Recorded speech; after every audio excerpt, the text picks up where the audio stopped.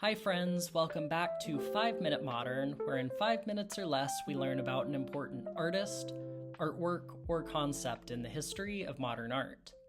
My name is Cindy, and today we're taking a look at an underappreciated Impressionist artist, Berthe Morisot. Admittedly, my personal taste in art tends towards darker works, or works that address important social issues, like the pieces we've discussed recently by Edward Kienholz and Fritz Scholder. But in the case of Berthe Morisot, it's hard not to be won over by the pure beauty of her work. She was born in 1841 in France to an upper-middle-class family, and from a young age she took art lessons along with her two sisters. Aside from a natural talent for art, Morisot had the advantage of living most of her life in a centrally located and especially picturesque quarter of Paris. In 1868, she met the famed Impressionist painter Edouard Manet at the Louvre, a fortuitous event in the lives of both artists. Manet would paint Morisot in his famous work The Balcony shortly after their meeting, and would return to her as a subject in many more paintings in the preceding years. Beyond just including Morisot as a subject in his work, Manet offered her many introductions in the art world and a great deal of encouragement. On at least one occasion, that encouragement was a little too direct. While visiting Morisot in 1869, Manet picked up a brush himself and made a few adjustments to a canvas she was working on. Needless to say, that frustrated the independently minded Morisot to no end. Nonetheless, the pair were close friends for the remainder of their lives, and Morisot even married Manet's brother Eugene in 1874. Some historians have suggested that Morisot was perhaps in love with Edouard Manet himself, but was unable to marry him since he had already been married in 1862. Regardless of whether they held romantic affections for each other, Manet and Morisot were certainly great inspirations to each other's art. Manet stands as a sort of proto-impressionist, a bridge between the realists of the previous generation and the impressionists who followed. Like all impressionists, Morisot admired Manet's work and encouraged him to grow closer to the Impressionist group. In turn, Manet and all the others greatly admired Morisot's work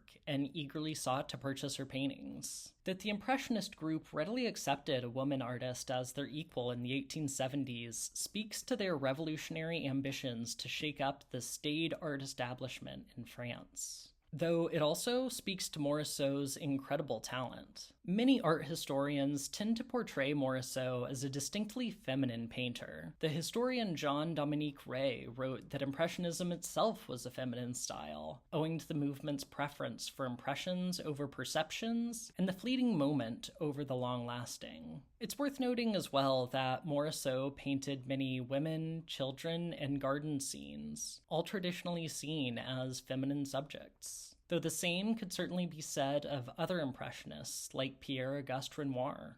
And yet, I personally find the designation of Morisot as a feminine painter to be a bit inadequate. When I look at Morisot's work, I am struck less by her femininity than by her sensitivity. Morisot shows us every detail, from the patterns of a chair to the subtle variations of color between each petal of a flower. But she never allows those minor details to distract from the whole. Likewise, there's a remarkable attunement to the subtleties of light as it emanates from each surface in varying tones.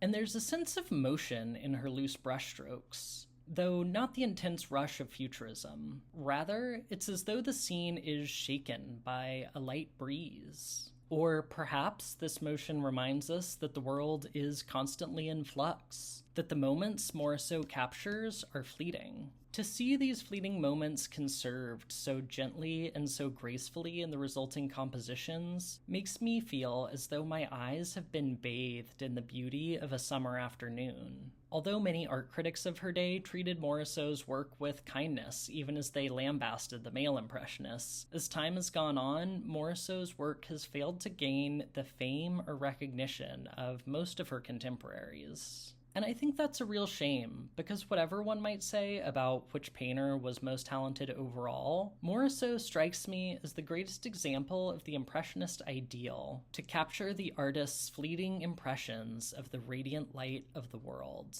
It's hard for me not to wax poetic when I look at Morisot's beautiful work, and maybe you feel the same way. Please let me know in the comments what you think about these amazing paintings. Thanks so much for watching. Please remember to like and subscribe, and I'll see you in the next one. Bye.